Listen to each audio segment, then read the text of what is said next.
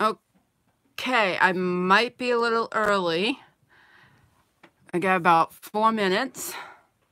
And then I'm waiting for Jacob, who is doing a wonderful job. Wonderful job. I didn't get a chance to listen to everything because I had to get ready for this. So I will wait a few minutes because, like I said, he's doing amazing. So I'll wait for people to show up. And once they do, and once a few has shown up, then I will get started and everything. Like I just wanted to make sure I was only got there on time. So hi, Michelle, and welcome. We'll just wait a few minutes while everybody's transferred over. Didn't Jacob do a wonderful job? I thought he was very interesting. Very interesting, although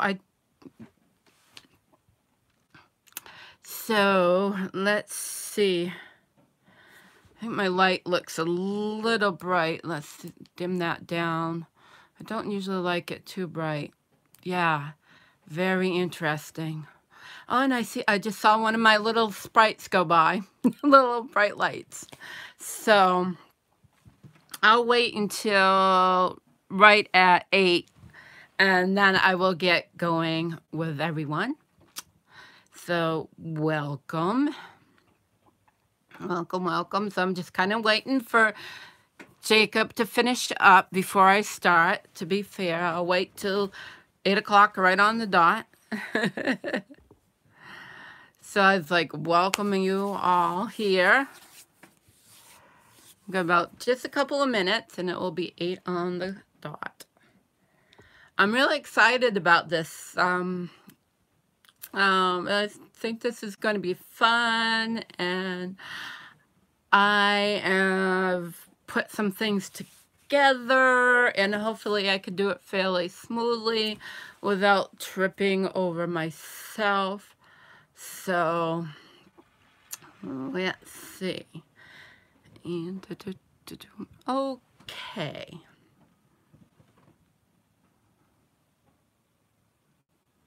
Alrighty. I think we got 8 o'clock, or it's close. So, if you're seeing this in the playback too, so. Anyway, welcome to my channel. My name's Heidi Feather. That's my real name. My channel is called Wild Feather because I am a child of the wild. I grew up in farmlands and woodland, and I was introduced to herbs by both my grandmothers. I was one of those fortunate that my maternal grandparents had a big farm, and my paternal grandmother also had a good-sized farm, and they were very close together. In fact, my paternal grandmother retired. So let's get into what I'm talking about tonight. I'm going to talk about three evergreens: holly, pine, and wintergreen. And another little background is let you know I'm certified in therapeutic herbalism through Blazing Star Herbal School. I worked at Wise Way Herbals for several years, and I've studied with Susan Weed. So I'm an herbalist, if you don't know that about me. So I'm going to tell you what I got for references, and then I will get right into it. So this is one of my first herbal books I ever got. As you can see, it's quite worn.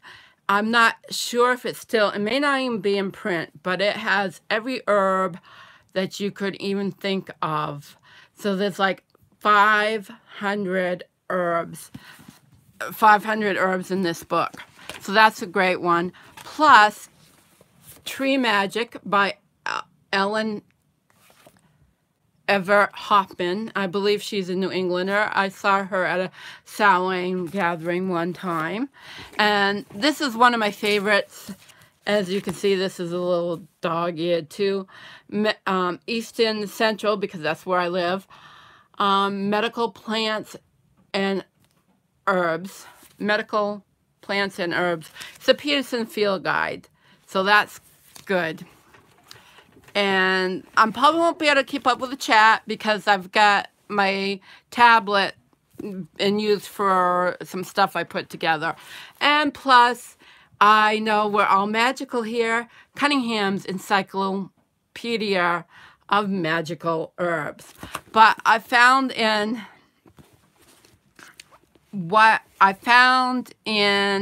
going through this that a lot of people have borrowed from each other. Like I found stuff that on the web that in this book. So let's get started with holly since it's you time, okay? So holly was one of the most important of the English evergreens, forming one of the most striking objects, and I'll try to speak good, in the wintry woodland because it never loses its color, with its glossy leaves and clusters of brilliant scarlet berries. In general,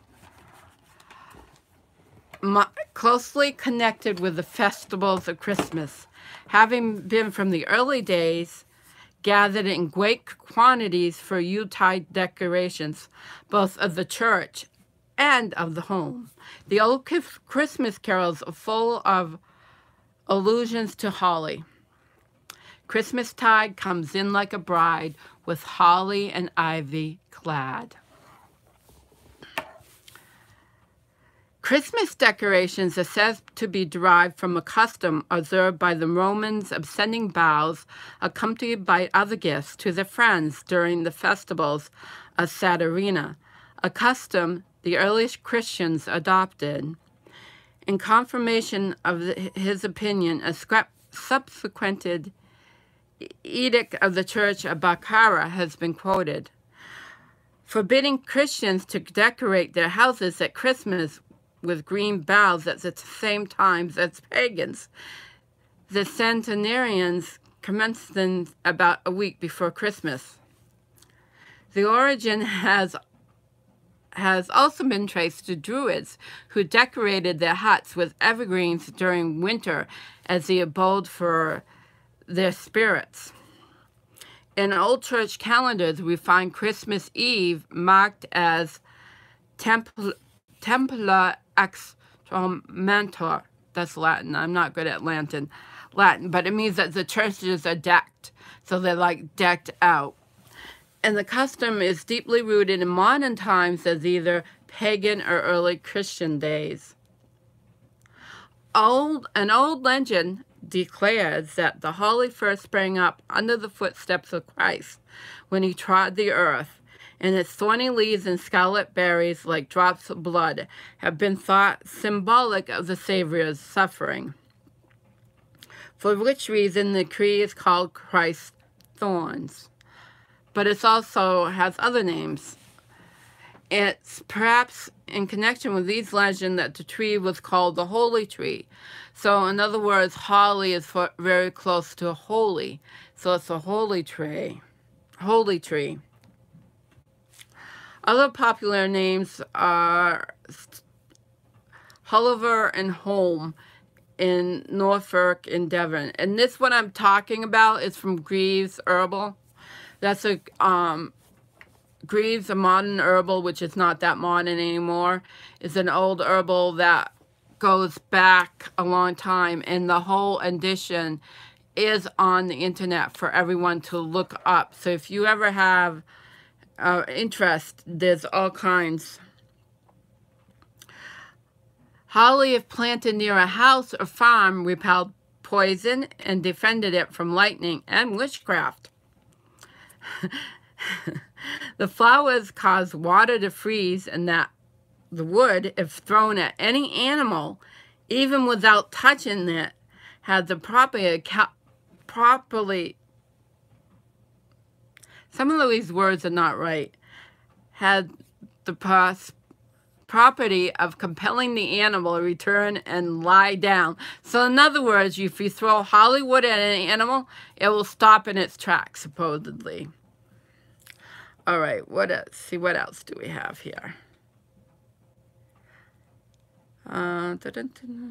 Take me a second, guys. Okay. So holly is also known of the tree of sacrifice. Of course, that has to do with the association with Christ. And we'll get into, let's go into the magical, because I know all you guys are magical people out there, aren't you? And you just love magic. So let's see what Coming Hand has to say. The folk names are Aquifolius batwings, Christ thorn, holly tree, holm chaste, Hulliver bush, and thyme. So the gender is it's a masculine herb, and ivy is considered the female part, female correspondent. So you have, like, you've heard of the holly and the ivory. So the holly is masculine and the ivy is considered female. So the planet is Mars, and of course that means it's the element of fire. So the powers of, it has protection, anti-lightning, which we talked about, luck, and dream magic. Let me get a sip. A excellent protective herb, holly guards against lightning, poisoning, and evil spirits. Planted around the home, it protects and it inhabits from mischievous sorcerers. When thrown at wild animal, holly makes them lie down quietly and leave you alone. This is written much better, even if you don't hit them with the plant. Holly water infused or distilled is sprinkled on newborn babies to protect them. Holly is also carried to promote good luck, especially by men, since holly is a male plant. Ivy is a corresponding plant for women, which I already told you that. It is also hung around the house for good luck at Yule. Thank you for that. I was wondering if I had your attention. After midnight on Friday, without making a sound, gather 9 holly leaves, preferably from a non-spiting plant, one that has smooth leaves. Wrap these up in a white cloth using 9 knots to tie the ends together. Place this beneath your pillow and your dreams will come true. I have mugwort under my bed. Okay, that's just the one. So we'll, oh, no, did I drop a book? Probably dropped a book. No, I dropped something though. What else is new? Okay, so we'll go into tree magic, and we'll look at some of the things that she has to say. So holly does grow in America. There's several different species. There's American holly. There's English holly. Dahoon holly. And there's all different types of Latin names, which I'm not going to go into here because I think you guys don't really need to do that unless you wanted to study herbalism with me. Then we can go into detail. Okay. So, let's see. She has some pretty good things. Oh, I know what I dropped. I was going to do a poem for you. Oh, my goodness. So, practical uses. So then she kind of quotes what was in Greaves' herbal. Oh, and if you've heard of Yerba Monta, that is a species of holly that grows in South America and is quite popular as a tea. So holly can definitely be used medically. Just the berries are poisonous and they can make you kind of sick. They can make you vomit. So here we go. Holly berries are attractive discussions, but internal use should be avoided by humans. Col pepper informs us that they were used in cases of colic, but they can be drastic purgatives. So a purgative means that makes you vomit. It makes you purge. You know, it comes up hot. Okay. Wild birds, however, can eat them with great relish and suffer no ill effects. And that's true of a lot of berries that are poisonous to people.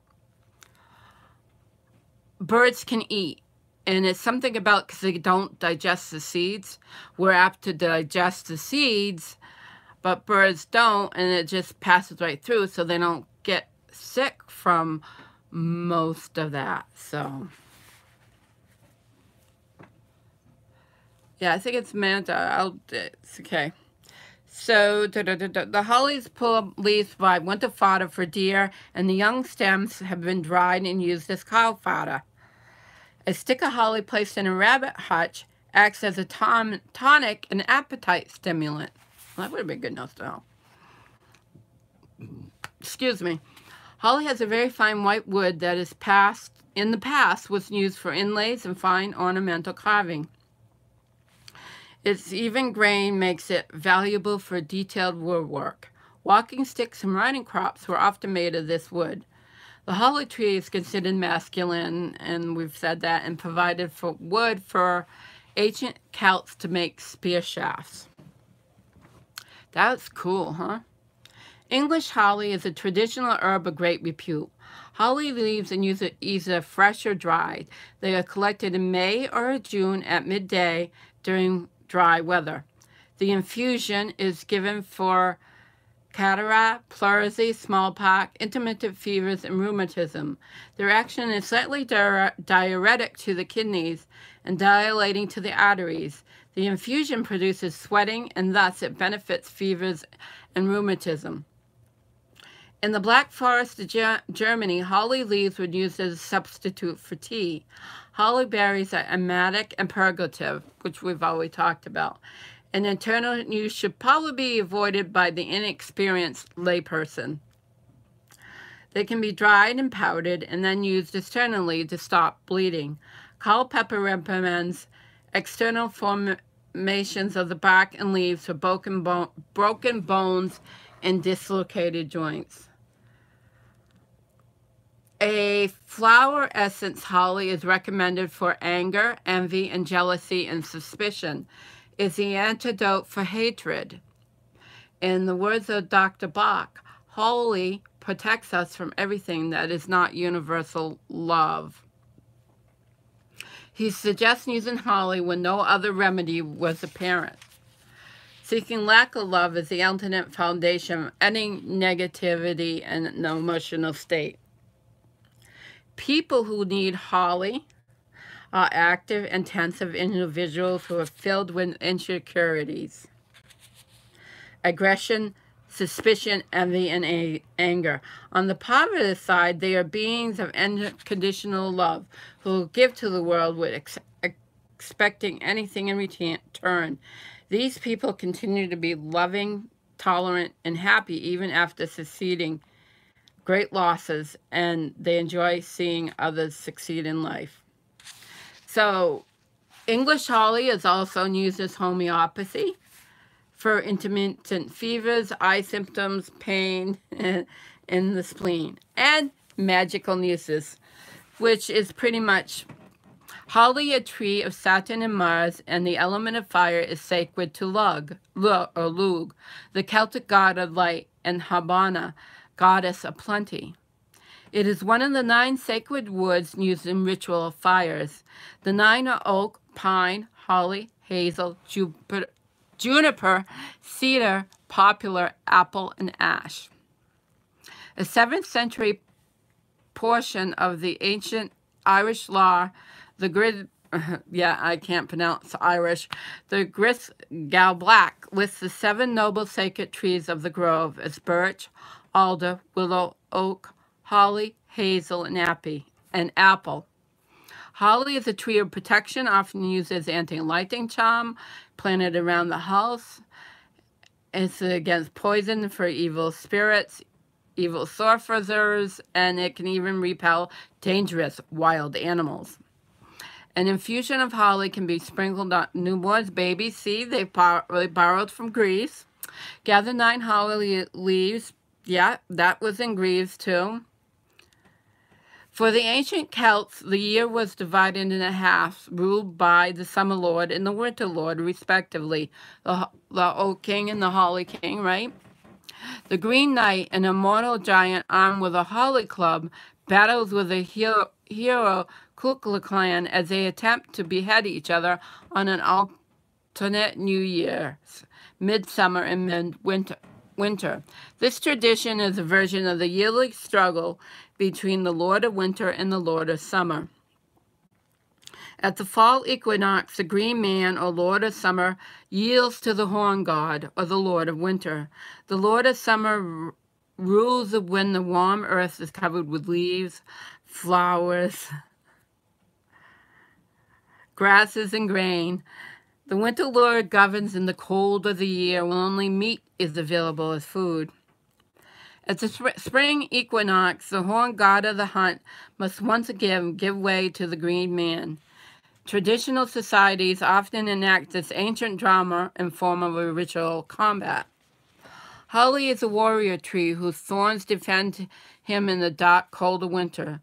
A spear of holly gives focus and direction to spiritual struggles. It will sharpen your wits and give you the courage to succeed in your quest. And here's a poem by Ralph Waldo Emerson. In the woods is perpetual youth. With these plantations of God, a decorum and sanctity reign. A perennial festival is dressed, and a guest sees not how he should tire them even in 1,000 years. And then we're just going to go.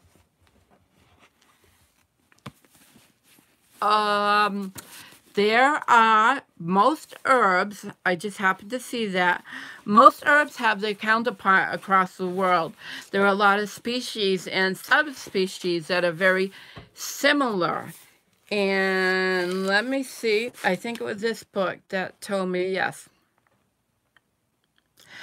Yerba Monta, which grows in the desert regions, is a plant of South America that's spelled Yerba Mate, is a species of holly. And it has, so it's, well, I'm just giving this as an example. Yerba Monta is an evergreen shrub or small tree up to 20 feet high, which grows in southern Brazil, Paraguay, and Argentina. It is alternately elliptic leaves have a narrow base and around a blunt point stem. So that's used very similar, but that's a very popular drink in Mexico. So we also have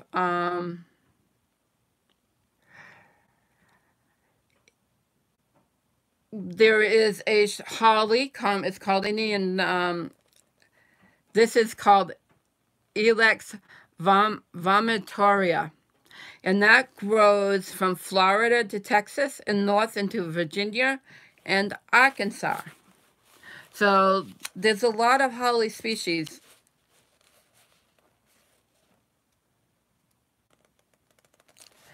I'm just looking quickly to see. And of course, it grows in New England. I've known people that have holly trees. So that's definitely, I think it grows in most regions in North America. And so any climate that has, you know, we have a, yeah, the white holly, Ilex opaca, grows along the Atlantic coast from Florida west to Missouri and Texas. So there is a lot of areas that have holly, but you may not recognize it because those areas are always green. So you wouldn't know it would be green through the winter months. Okay, so I want to finish up. Let me see where we are. Oh gosh, I best finish up with holly. And we need to go on to pine. But there's a picture, bottom, of holly. A little bit picture. Alrighty. I haven't used holly, so I can't really talk about my personal uses. So let's go on to pine. Most people do not think of the pine tree as being something that is useful. My Facebook name, I just happened to see that, you're lucky, is Heidi Wildfeather. Miss Feather is spelled out because that's my real name is Heidi Feather. No, I didn't give myself the last name Feather. That is my last name from my dad. Okay, white pines. So I'm going to talk about the white pine because I wanted to be specific. But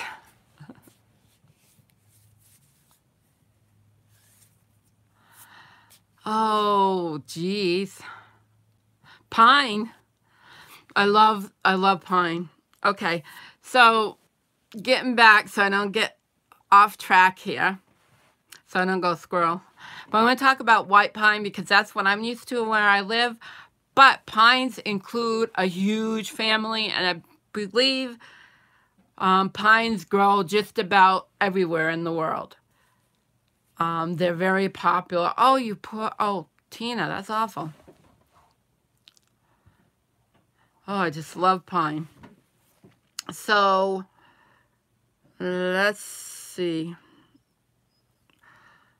So, okay, it's also a valuable medical plant and even a source of food.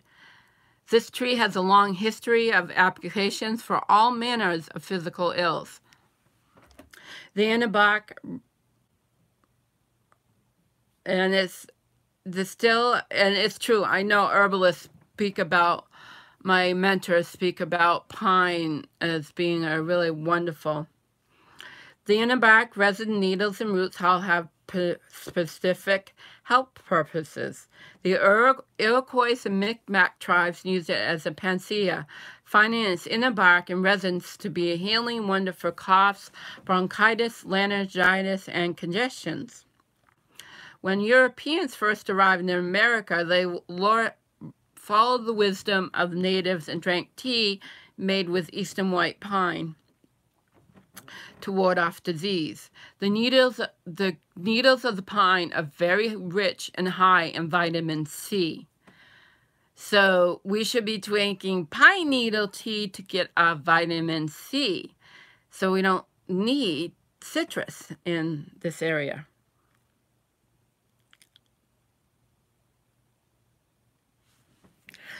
In times of great hunger, they used to powder the bark, the inner bark, and that is considered an excellent survival food even today.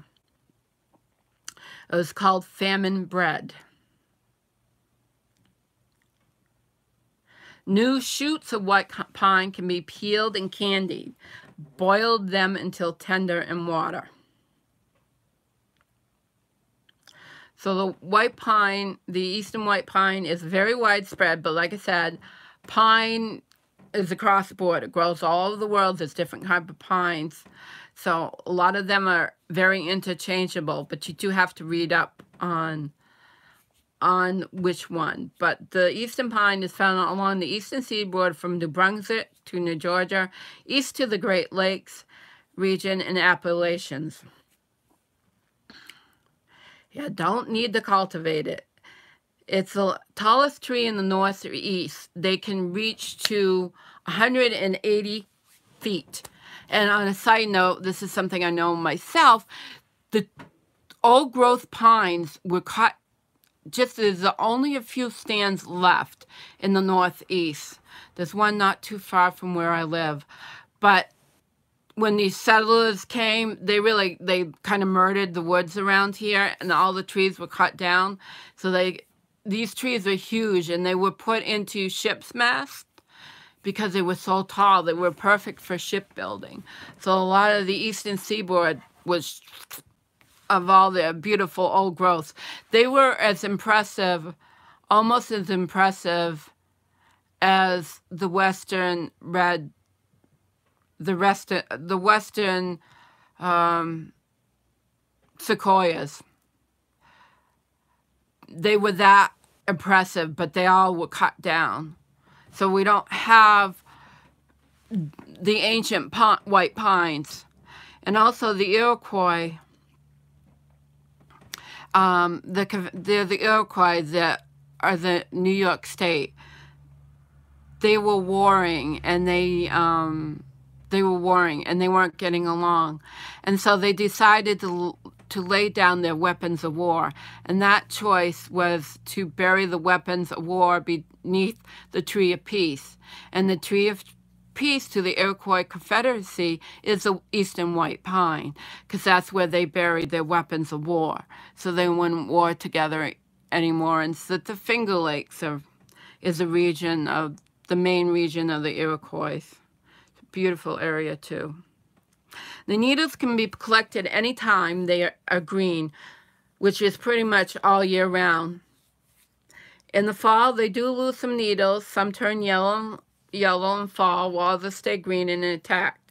It is best to wait until after the twigs shed to be collected, unless you're collecting you want the green ones. The needles as well as the twigs may be harvested. The tips of the branches, even better, drop from the branches. We used to play with the pine needles when we were kids. We'd wake them up into piles, and we'd have a blast. So there's something, if you were to study herbalism, we would get into taste, energy, and constituents and actions. These are something to learn when you're understanding how herbs work in the body, and that's something I can teach.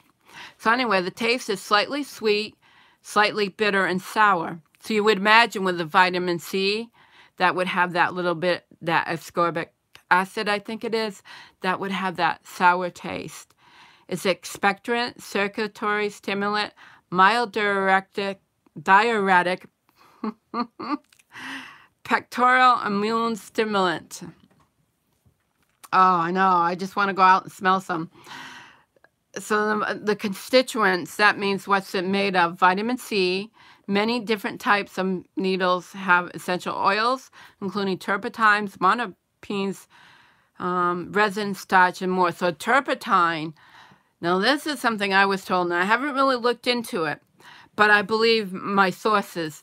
Turpentine is what we use, like if you ever got into oil painting, you use turpentine to clean your brushes, and everybody says that it's highly toxic.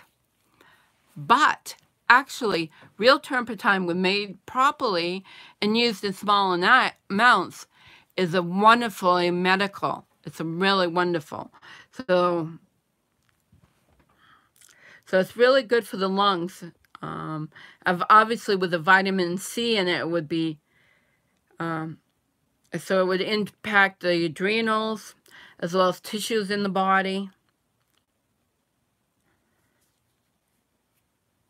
Fabulous steam for lung congestion. If you got congestion in the lungs, a really good trick, you guys, is to put some herbs, aromatic herbs, and pine is one of them. You steam it, get it really steaming, get a hot steaming bowl, get it steam going, put a towel over your head, and put your head over the bowl, and inhale the steam. Just make sure it's not too hot so you don't get burned. My dad used to do that a lot, would do a steam bath. It's really great if you got a lot of congestion. Okay, let me see if I got any more on this I want to talk about. Oh, this would be cool, guys, too. To make a bath salt with white pine. You're in the bathtub? Okay. And I just said bath salts. Put a 1-inch layer of sea salt or Epsom salts, or you can use both. I used to make them. Okay, so a jar, sea salt on a jar. Then add approximately 1-inch layer of snipped up white pine needles in the jar and cover with salt. Then add another layer of pine needles, then salt, and repeat until you have the jar full. And you want to seal the jar, and it will be ready in a few days, they say. But anything like that, you want to let it really set, because that will. And then you can strain the needles out when you're ready and use the salt in your bath. So you could have a nice pine salt bath. That sounds really good. You can make infused oil of pine. That just take some olive oil, take your pine, put that in. That's real simple.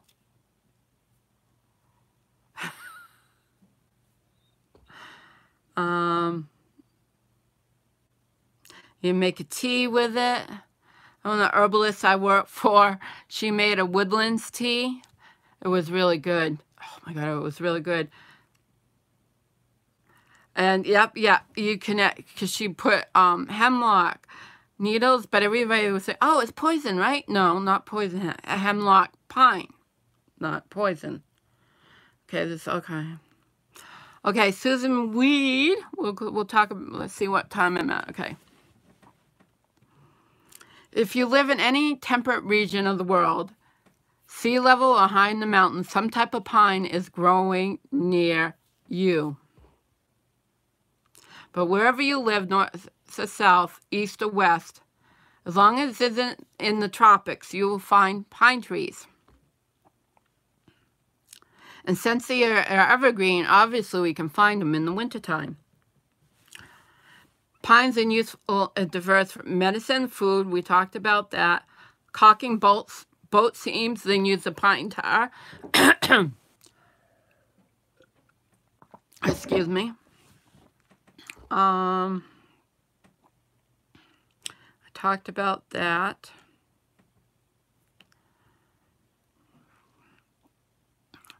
Okay, pine needles can be chewed, brewed in a tea, or prepared as a vinegar.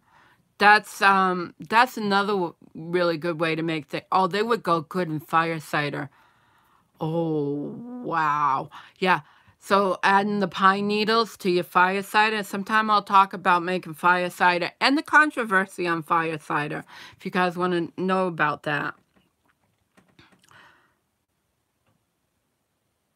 Pine Brothers cough drops. Yep, you can make cough drops. I remember those. I used to sell those, I think. Yeah, she just goes into... Okay, let's go see what Miss Hoffman has to say. This is a book about pine, because pretty much I've already covered quite a bit of what I wanted to cover. Kind of repeating what I already told you. So we don't need to... See, I'm going to go to practical uses. Poles, sore throat, cystitis, kidney inflammations, childbirth conditions. The hemlock is used for homeopathy. For mucus conditions, that means mucus is like, think having a cold. That relate to the stomach and uterus. You can such conditions that can. The black spruce is help for faulty digestion and constipation, pain in the chest and bad thinking.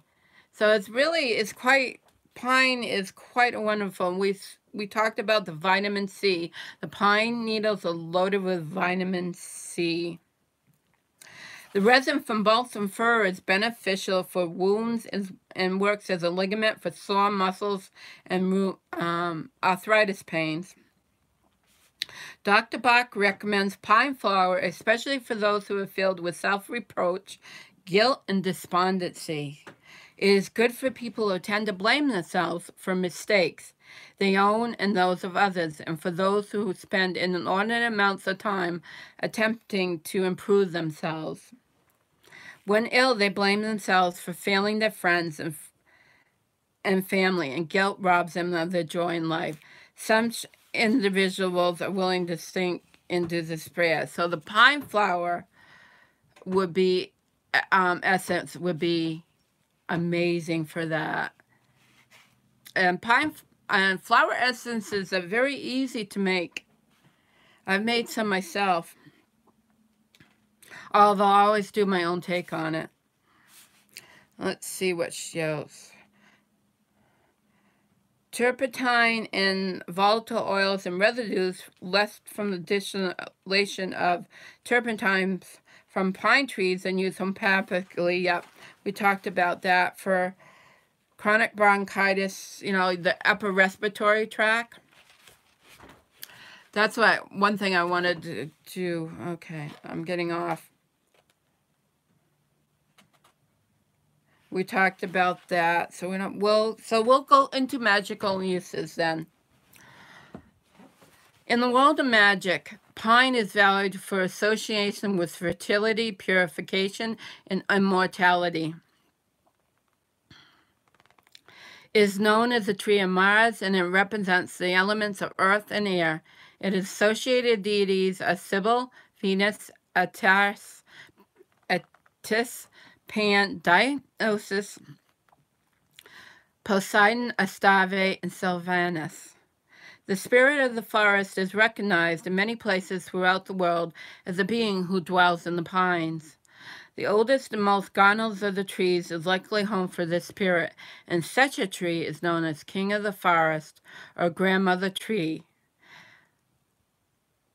Oh, needless to say, the forest spirit strongly objects to having this special tree cut down. Oh, wow. The most sacred high altar in Korea is situated in a pine forest. It was to this altar the spirits of the land that the government officials went to Korea when Korea gained independence from Japan. The Chinese plant pine trees on graves because they believe them to be full of vital force that will keep the body from decay and that will strengthen the spirits of the departed. Sibyl, the Greek mother goddess of the mountains and the forest, was once worshipped in wild ceremonies that involved the clashing of cymbals, loud singing, pipe playing, and burning torches. Her devotees ran through the woods at night, attacking each other. Okay. This frenzy rite commemorated Sibyl's loss of Attis, a Syrian shepherd who she loved. Attis was about to be married to the princess Pessinus when Sibyl disrupted the wedding by terrifying the guests. Attis fled to the mountains where he wounded himself and eventually died beside a pine tree. His soul transmigrated into the pine, and this spilled blood turned into violets that circled the tree. Sibyl petitioned Zeus to return to Attis to life, but her wish was refused. Instead, Zeus ordained that his body would never decay. His hair would always grow and his fingers would always move. Thus, the evergreen pine became a symbol of winter and melancholy, and the violet a symbol in spring and eternal hope. All right, time for a drink. The ancient tree. Oh, wait a minute. I'm getting green here. I'm getting squirrely. Squirrel's coming up. Okay. The ancient Assyrians and Chaldeans believed that the world tree was located in the forest of Eduhu. The Isabah Akbat found an ancient tablet. Describes a tree of one whose seat was the center of earth. It is said that it had a root of white crystals and that its foliage was of heaven. They called it the Great Mother. This tree is believed to be a pine or possibly a cedar. Pine is the appropriate tree to burn during the Yule and other winter rites, and its branches are used to sweep the forest floor in preparation for winter rituals. We used to do that, kids. It was so much fun. From November 1st to March 21st, it is burned in the hearth to purify the home. Across the pine branches placed before an unused fireplace keeps evil from entering. Pine branches are hung over sick beds as a preventative measure and to help the healing process. In Japan, a pine branch is hung over the door to ensure joy for the occupants of the home. Crushed and dried pine needles are mixed with juniper and cedar and burned to purify and scent the home. Oh, yeah, they make a really nice incense, guys. I got a lot of pines and all kinds of pines. I got an idea. And I scraped some resin off. We have hackmatax, tamaracks is another word for them, growing out front. And I did scrape some of the pine resin off. So if you have trees like that, a pine, and you scrape the resin off and let it dry, then you can burn it as incense. And I was going to do that, the tamarack, and I forgot about it. Yeah, my squirrel happens. Okay, move to the smoke also repels evil and sends the negative force back to its source. So it's great for magic spells. If you're burning some pine, it's going to send that stuff right back to the source it came from. There we go. That's a great one. Okay. Traditionally, pine pitch has been used to caulk ships in the honor of Poseidon. It is hoped that he will then extend his magical protection to the ship. Cones are carried as fertility charms, and pine nuts are eaten for the same effect. A pine cone is gathered on Midsummer's Day, and 1 seed a day is eaten to become immune to the sun's heat. In Dionysus' ceremonies, a cerris was carried by Dionysus and his votaries. This was generally a giant fennel stalk with pine cones attached to the ends. In Mexico, wreaths of garlic balls, pictures of saints, bags of herbs, stones, rocks, salts, fresh aloe plant, and pine nuts decorate the walls to protect and ensure prosperity in the home. It is an old custom to place fresh pine boughs on a coffin during funeral rites and at burials. The evergreen symbols of immortality is a fitting salute to the departed and a consolation to the bereaved. An Orthodox Jewish funeral is the only permissional wood for a coffin is pine, which is a remnant of their ancestors' regard for the spirit of this tree. If you plan to cut pine branches and use a sharp knife, tell the tree what you are about to do and why, and be sure to leave a gift of coin, tobacco, or libation of thanks.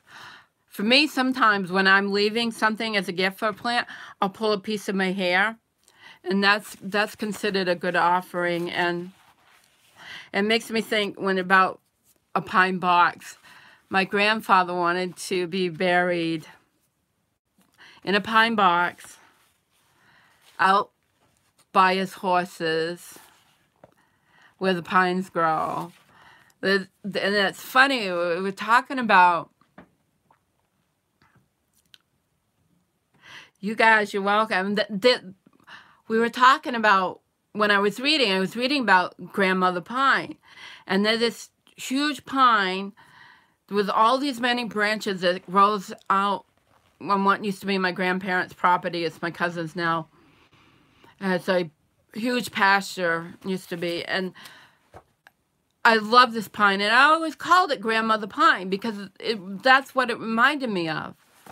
It was a place where my grandmother would take me all the time. And so it's like,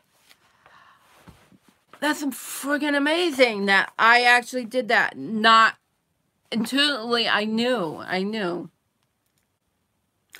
Oh, this is a good poem, too. I long for a wilderness, a nature which I cannot put my foot through. Woods where the woods thrush forever sings, where the hours are early morning ones, and there is dew on the grass, and the day is forever improved.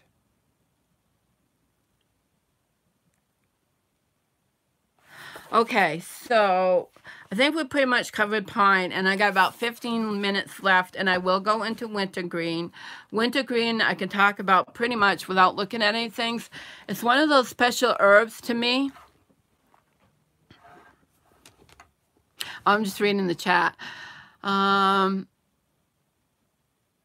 It's special to me because some of my first herbs that I was introduced to by my grandmother was wintergreen, partridge berry, and a lot of the woodland plants.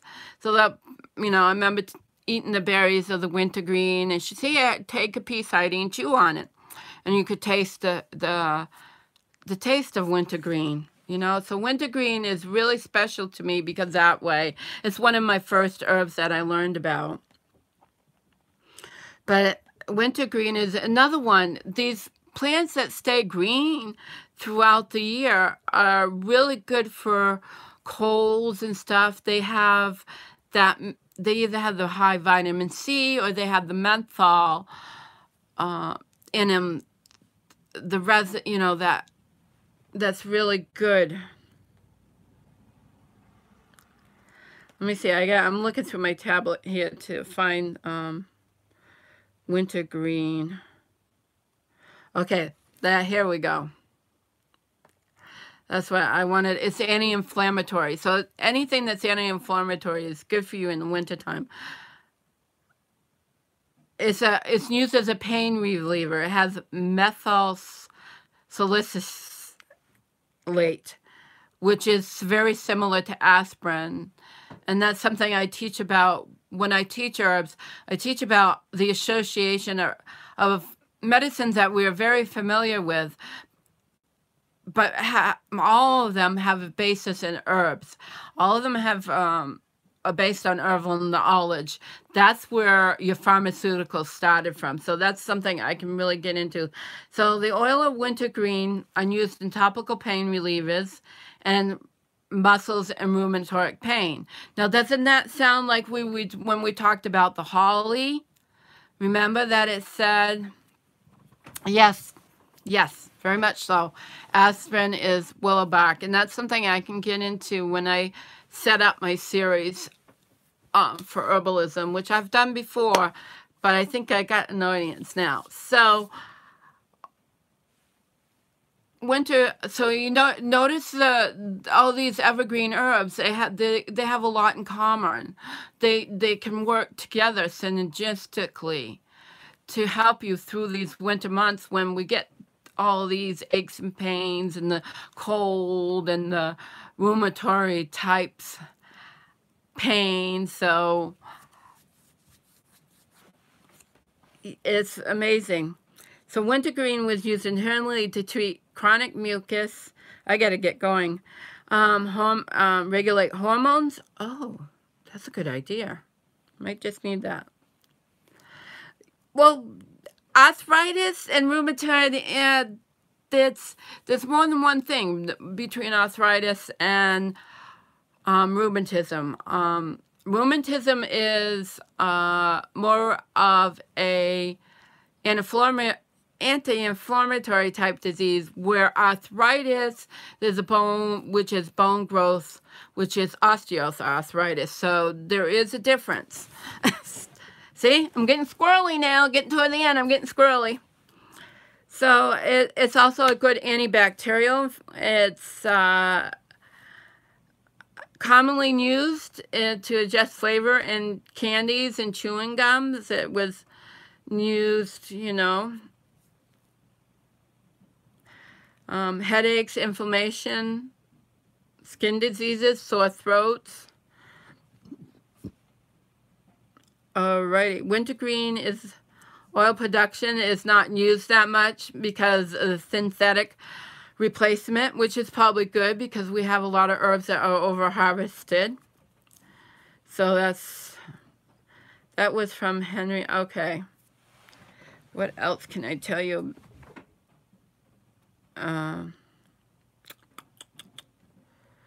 Common names are wintergreen, mountain tea, deerberry, teaberry, boxberry, and no, it's not partridgeberry. No, it might be known by that name, but it's not. They're two different things.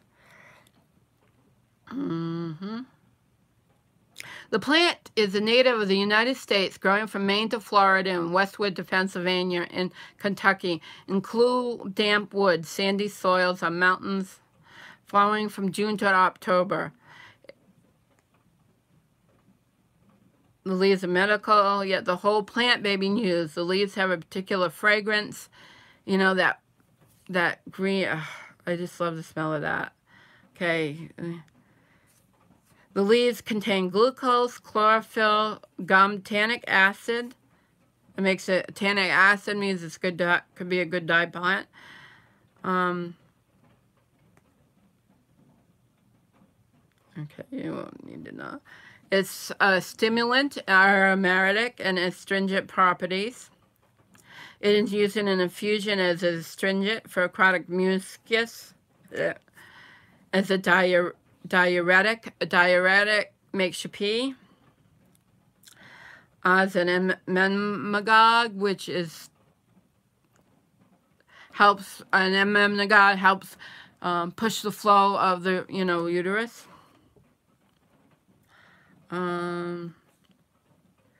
Rheumatism, irritation of your bladder and renal fever, renal inflammation.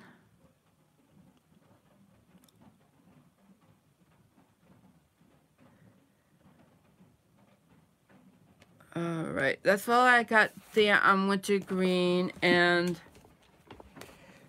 what did I do with my?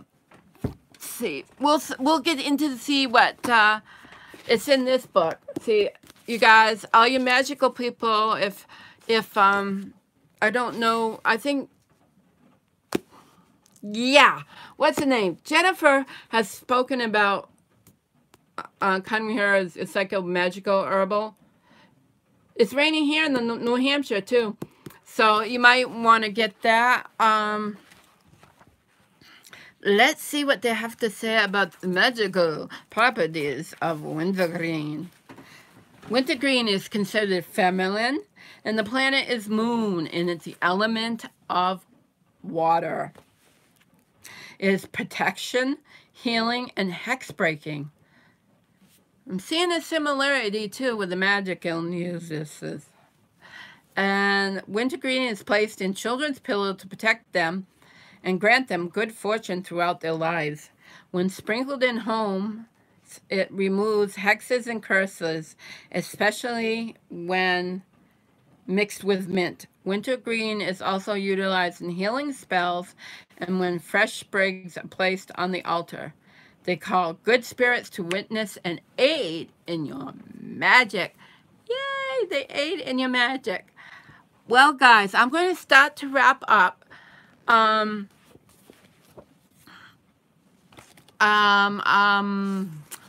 Yeah, so I love talking about herbs and I can't stop. There's going to be coming out at some point, and I will link it on my channel when it comes out. It's a podcast I did talking about herbalism. I'm glad you guys liked it. I love herbs too. I'm thinking of, so I'm supposed to be doing these podcasts, but like it's been over a month since I recorded the podcast and it hasn't come up, but they haven't got it up yet. But I'm setting, probably will, in the beginning of the new year, I'm going to be setting up a Patreon account. And probably through that, I will do an herbal series because I've been an herbalist for over 20 years. I paid to go to for my certified therapeutic herbalism. So I want to get a little something back. So that's what I'm going to be working on within the next month or so. And I believe Supportive Tarot is up next. She's going to be talking about Yule silliness, I think that's what she said. So I think that's what, you know, get out there and enjoy. Herbs are amazing, guys. That's all I can say. I love herbs. They are a part of my daily life. They can be so healing. Yeah, so I don't think I'm going to say much more. So, because I'm pretty much, my voice is, but let's see. Yes, would you please link Supportive Tarot for me? I don't know how to do it through my phone. I appreciate that. Oh, so I'm doing a Lenormand study. I've done 1 through 4, 6:30, Wednesdays and Sundays. I didn't do this Wednesday, but I'll be back Sunday night at 6:30 Eastern Standard Time doing the Lenormand study. And then after that, when I'm done with the Lenormand study, then I do free readings until 7:30. So join me then, and I would love to have y'all come and join me then. That would be great. And I'm going to sign off and catch the next live video. And thank you all so much. Much love. Yuletide blessings, everybody. Bye-bye.